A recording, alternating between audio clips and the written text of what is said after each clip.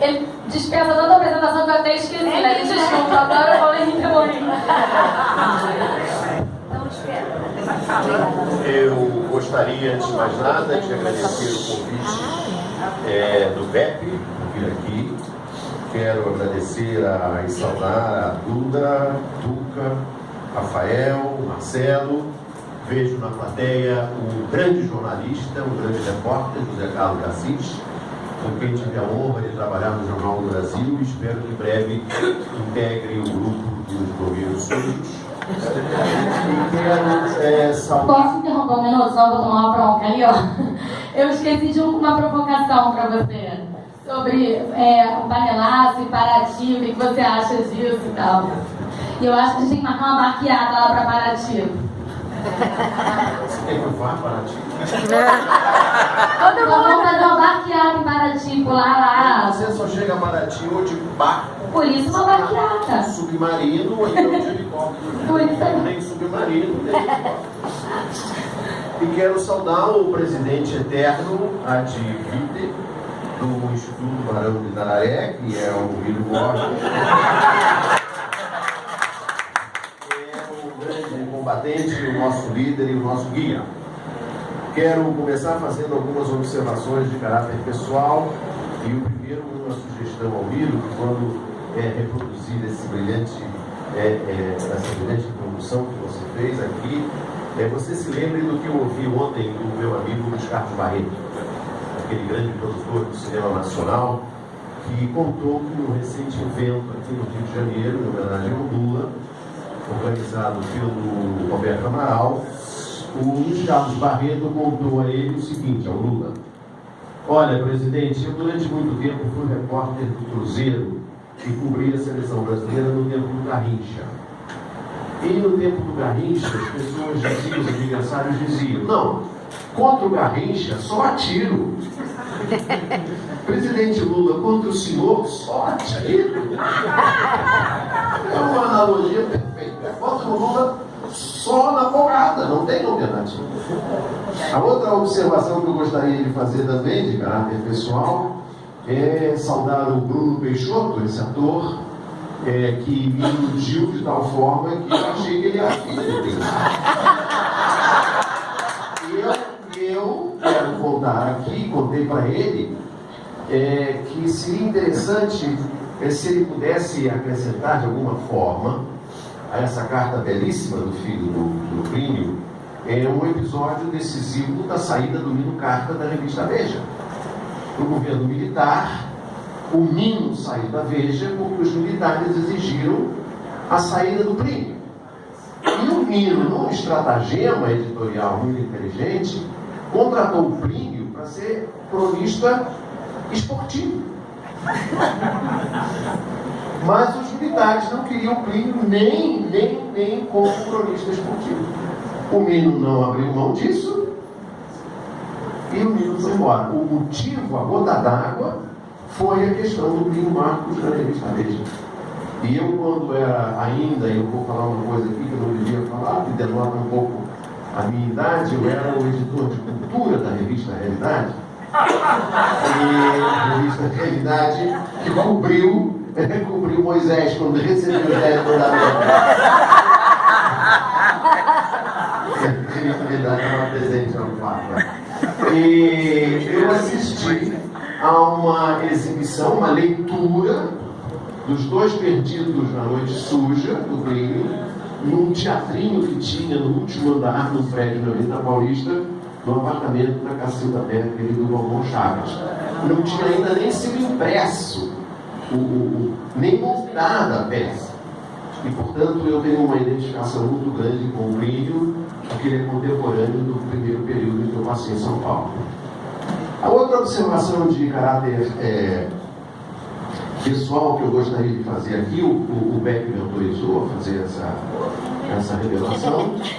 Essa frase, desliga a Globo que o Brasil melhora, é de minha autoria. Mas ela você está rindo de quê? Eu não estou falando de ninguém, mas ela é incompleta, porque assim, desliga da Globo que o Brasil melhora e sai de São Paulo porque o Brasil cresce.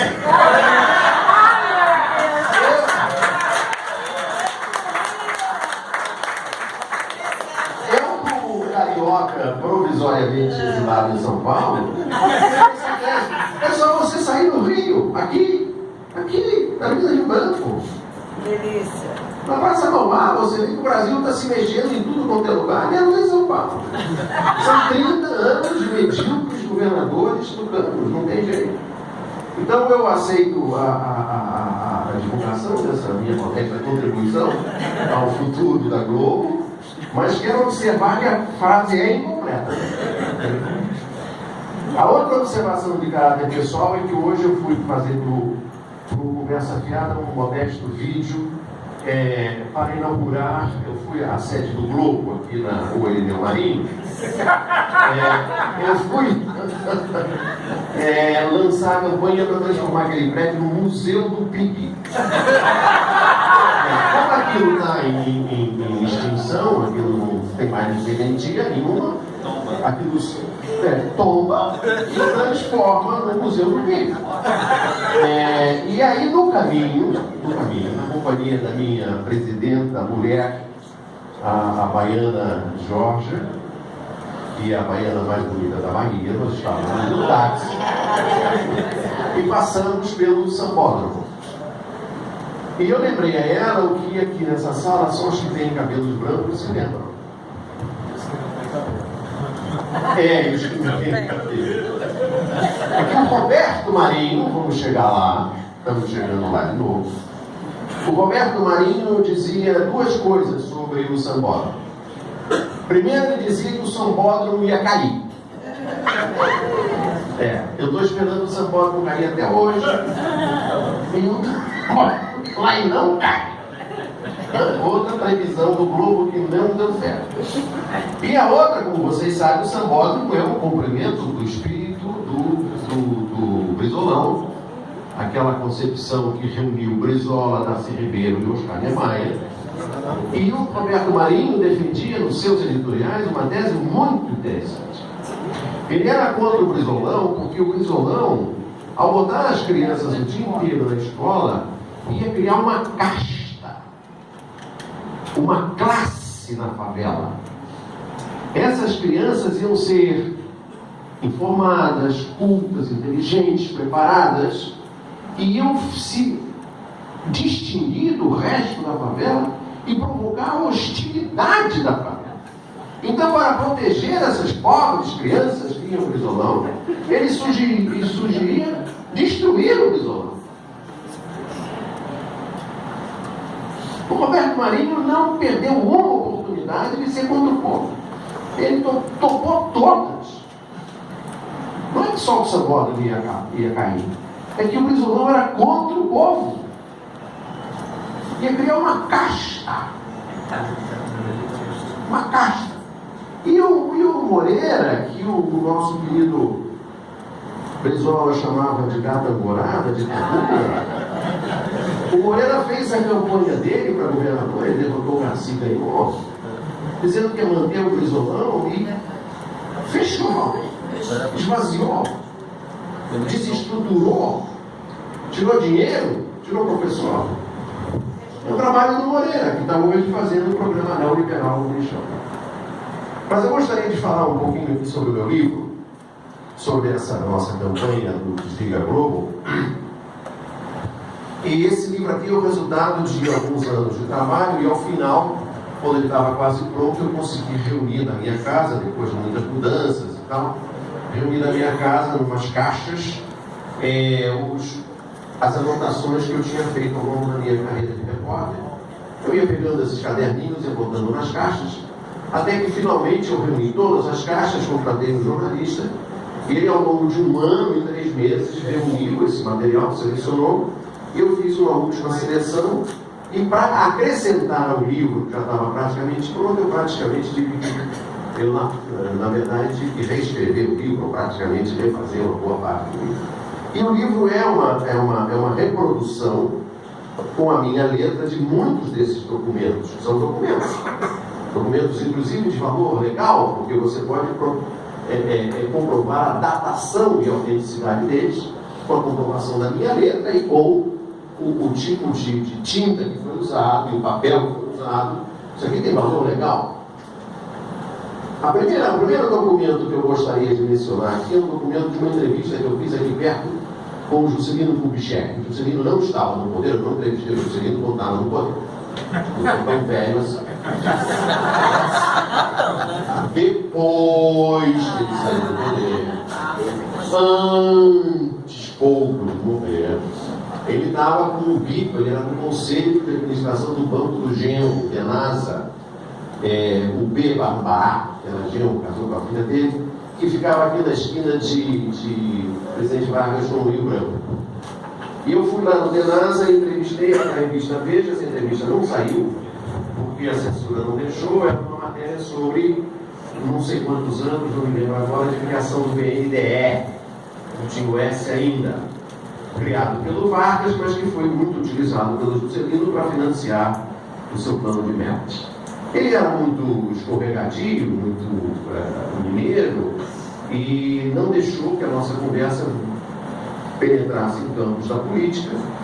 Ficamos só falando de metas e coisas e tal. Ele tem uma frase muito interessante, ele diz: eu não construí Brasília, eu construí uma catedral.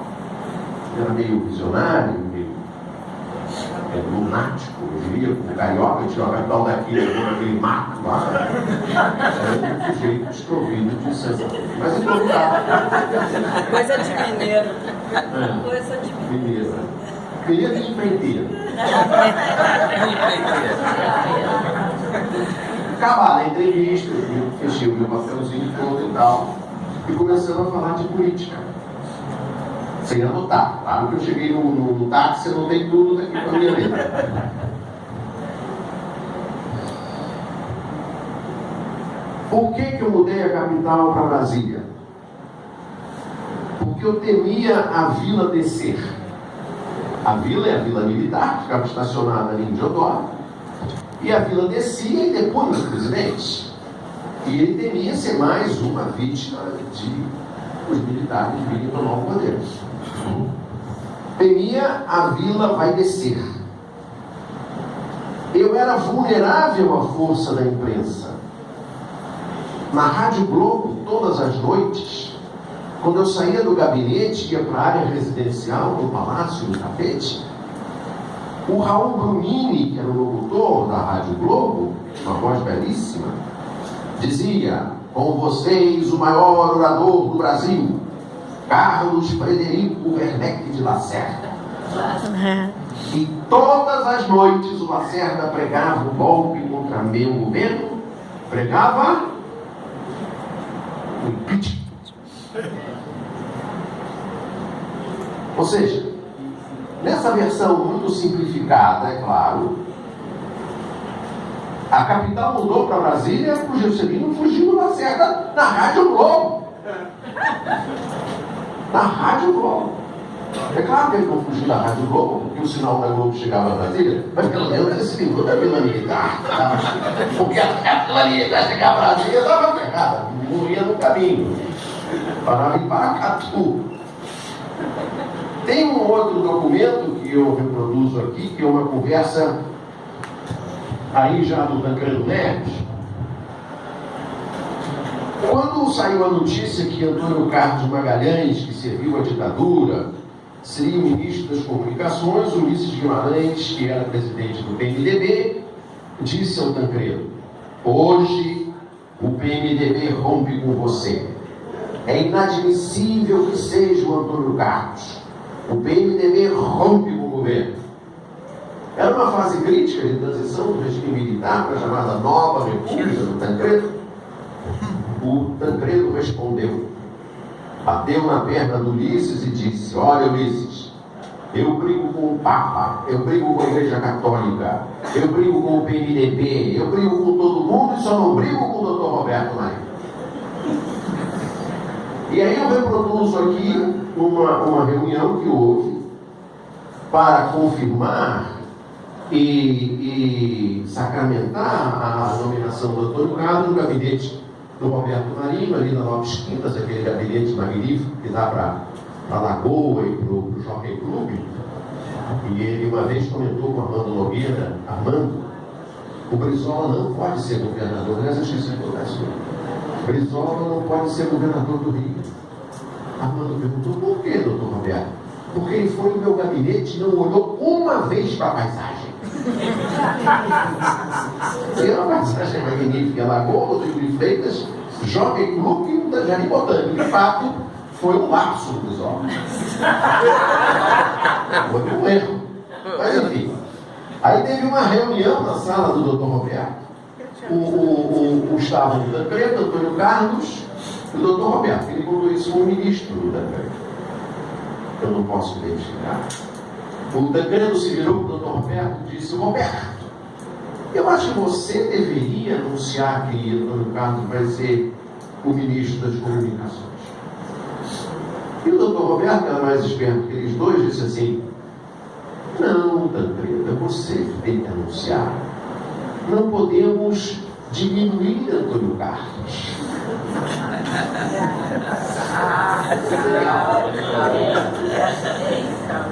Aí, eu, nesse livro, para dar o direito de Dr. Roberto de responder a todas as acusações que eram feitas, e ele já estava morto, não havia como fazer isso, a menos que houvesse uma delação na vara do Moro. Eu fui entrevistar um grande amigo do Dr. Roberto. Muito bom. Eu não posso identificá-lo porque ele me pediu que não identificasse. Eu não podia gravar nem fotografar, só podia anotar. Como ele era amigo do Dr. Roberto e da Beira da Cova, brevemente, na segunda edição, eu vou poder dizer. Eu não posso dizer isso. Aí eu perguntei assim: pode-se dizer que o Roberto Marinho co-governou o Brasil no governo Sarney? Resposta: co-governou? Não. Ele governou o Brasil. E ele tinha consciência absoluta desse governo. Aí eu perguntei: mas ele não procurava dissimular, não se sentia encabulado? Não, ele reagia a isso com a maior naturalidade. Era o que tinha que ser. Era assim porque era. Ele tinha TV Globo, o Globo, eles mandavam no Brasil, e o Sarney sabia disso.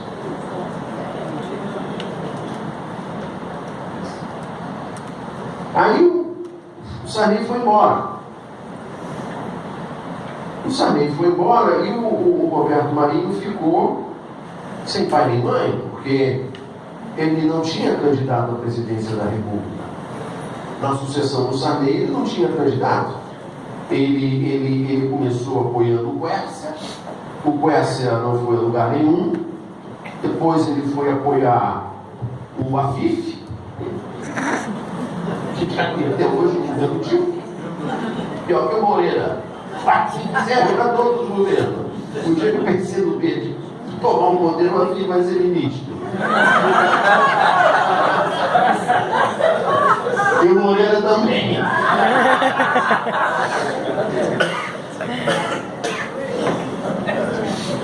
O Roberto Marinho estava vendido. Ele apoiou o Quércia, o Afif e o Collor. Ele foi apoiar o Collor quando o Collor já estava na frente das pesquisas. E o Collor me falou com todas as letras que não devia nada ao Roberto Marinho. Ele devia ao Alberico, que era o diretor de jornalismo da Globo, que comandava os jornais locais, e que nos jornais locais, que o Armando Nogueira não via, ele fazia propaganda do Collor, e fez um Globo Repórter especial sobre a famosa caça aos marajás. Então o Collor me dizia que a relação dele era com o governo. Ele disse isso, por exemplo, quando foi fazer o discurso de abertura da ONU. O Brasil sempre abre a reunião. Aí, o Roberto Marinho precisava fazer um favor ao Collor para se aproximar do Collor. E ele resolveu debolar o Armando Nogueira e botar no lugar o Alberico, que tinha se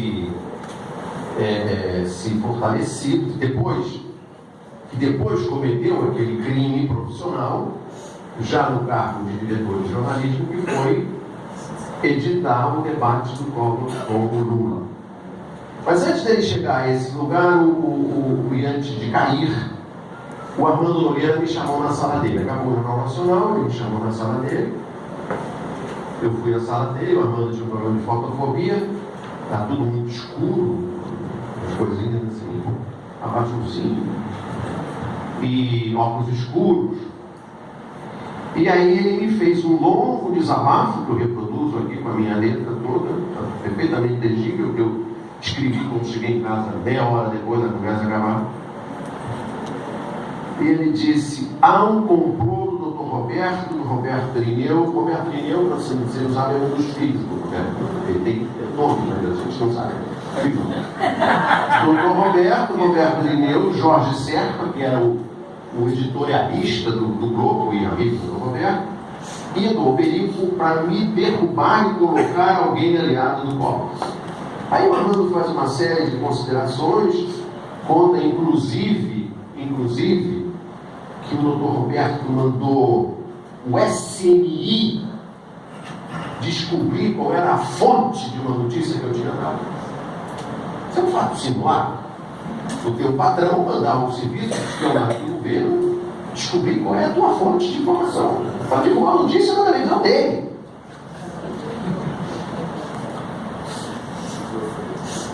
Aí maluco. Aliás, uma vez eu dei uma notícia sobre a Petrobras. Ele tinha um monopólio da Petrobras. Quando agora tinha monopólio do petróleo, Roberto Marinho tinha monopólio das notícias da Petrobras. Eu desconfio que ele operava as ações da Petrobras através das manchetes do Globo e das notícias do Jornal Nacional. Desconfiança, não fazendo nenhuma afirmação. E aí não podia dar nenhuma notícia sobre a Petrobras que ele não autorizasse. E um dia lá, às 4 horas da manhã, naquele jornal do William Vac, aquele jornal Bacoveiro, hoje tudo, trabalha assim, eu dei a notícia de que o futuro presidente da Petrobras ia ser o Paulo Belotti. Só não deu um sacuda. No dia seguinte, o Armando Nogueira me chama na sala dele e faz esses gestos. Esse gesto significava que era para eu subir sem ele, Armando, a calçada do Roberto Marinho, que dava para o Botânico, para a Aí eu subi, o doutor Roberto, ele é muito educado, falava muito assim baixo. Meu filho, você tem uma voz muito poderosa, muito forte. Você assusta as pessoas naquela hora da noite. A gente não pode ligar para o amigo, para o sócio, para o gerente do banco depois que você fala. Você tem que ter um amigo, sócio e gerente do banco. Então você precisa tomar muito cuidado com o que você diz. Você, por exemplo, fez uma coisa que não pode. Você deu notícia sobre a Petrobras. Aqui no Globo, ele só falava o Globo, ele não falava Globo. Aqui no Globo, só quem dá notícia da Petrobras sou eu. Eu disse: mas, doutor Roberto, eu já dei vários furos sem precisar consultar o senhor. Dessa minha coluna da Globo, dessa minha coluna do Jornal da Globo, aí, pera. A coluna não é sua. A coluna é do Globo.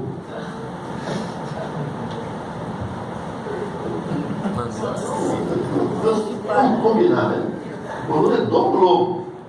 Bom, então, nesse dia, na véspera da queda do Armando, o Armando me contou o seguinte: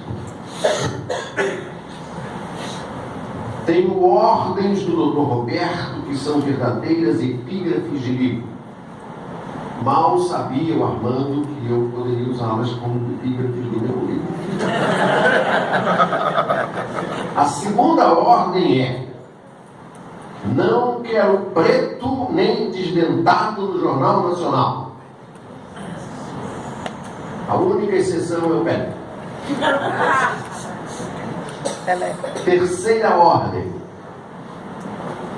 se o Brizola se jogar debaixo de um trem para salvar uma criança, se a criança se salvar e ele, Brizola, morrer, mesmo assim, você tem que me consultar para saber se pode ou não dar o nome do Brizola no Jornal Nacional.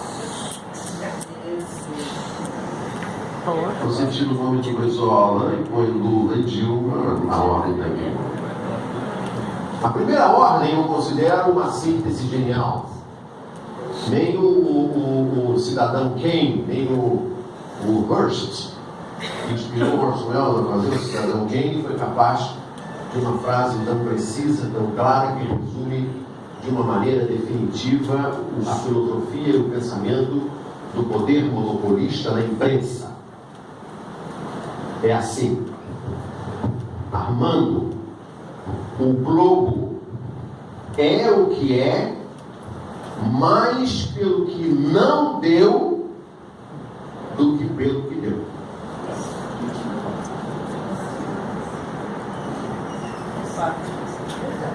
É genial. É uma súmula perfeita. Ele não quer preto, ele não quer desdentado, ele não quer o armazém da utopia, ele não quer o Barão de Naré, ele não quer a CUT, ele não quer o pobre, ele não quer o homossexual, nada, ele não quer, não deve, não existe. Como dizia o Antônio Carlos Magalhães, se não sair do Jornal Nacional, não aconteceu. O Globo é o que é, mais pelo que não deu do que pelo que deu. É essa a história. Então, deixa eu concluir, e a gente, quando a gente está fazendo assim um pronunciamento, a gente sempre diz, para terminar, e nunca termina, né? Então, eu quero contar duas histórias aqui para terminar. A primeira é o meu testemunho da visita que o Fernando Henrique Cardoso fez a Washington para negociar o plano real com o FMI antes de existir o plano real. Ele era ministro da Fazenda e a secretária da Presidência da República precisou se descompatibilizar. O plano real ainda não existia, mas ele precisou ir ao FMI. E eu fui atrás. E anotei. Às 18h20 saiu da sala do diretor-gerente do FMI, o seu Michel Candecis. Não é aquele que teve um pequeno problema no motel em Nova York, não, é o outro, anterior. O Michel Candecis saiu da sala da reunião com o Fernando Henrique e disse assim: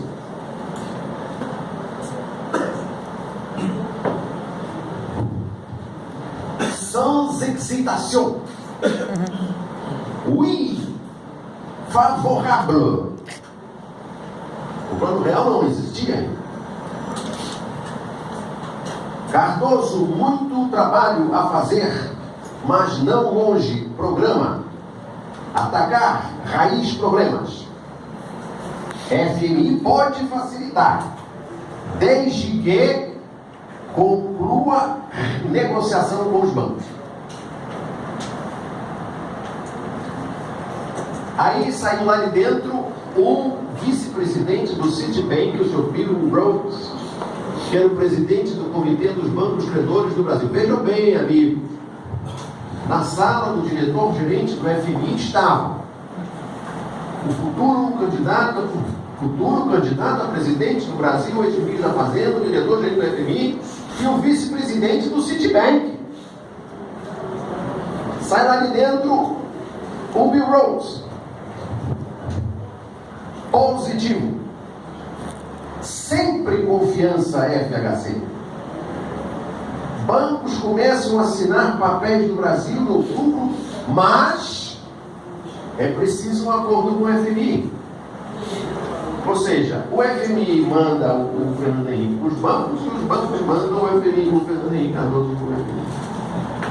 E aí tem a resposta que o Fernando Henrique me deu ao sair da sala. Ele foi o último a sair. Diziam os seus jornalistas, e eu perguntei: e o que o senhor disse lá dentro? Porque os outros já disseram umas coisas aqui. Eu quero saber o que o senhor disse. Aí ele disse assim, a gente já deve ter ouvido isso em algum lugar: ajuste fiscal com privatização forte. Vamos fazer a desindexação da economia. Concessão do serviço público. Água e gás. Vale do Rio Doce fica para depois. Não ficou. Foi a primeira. Merece a menor confiança. Telebrás. Está escrito aqui. Precisa mexer na Constituição. E a joia da coroa? Petrobras. Precisa mexer na Constituição. E hoje eu gostaria de dizer aqui aos membros da CUT que nós todos tivemos uma grande derrota, porque o petroleiro embarcado do Sindipetro de Campos, o David Alencar, foi derrotado na eleição para representante dos trabalhadores no Conselho da Petrobras por uma candidata... Bacelar. David Bacelar, por uma candidata apoiada pela diretora de exploração e produção, função que já foi exercida pelo grande brasileiro Guilherme Estrela, que descobriu o pré-sal. E hoje essa senhora promoveu a derrota do David Bacelar. Então o representante dos trabalhadores hoje no Conselho da Petrobras provavelmente será a favor da venda da Petrobras da Chevron. E quero dizer também que na pauta, segundo a minha amiga Jamila Fegali, na pauta da direita no Congresso estão a venda do pré-sal a Chevron, a desestatização em massa do projeto do Tasso Gereissati de vender pelo menos 20% das ações ordinárias das ações estatais,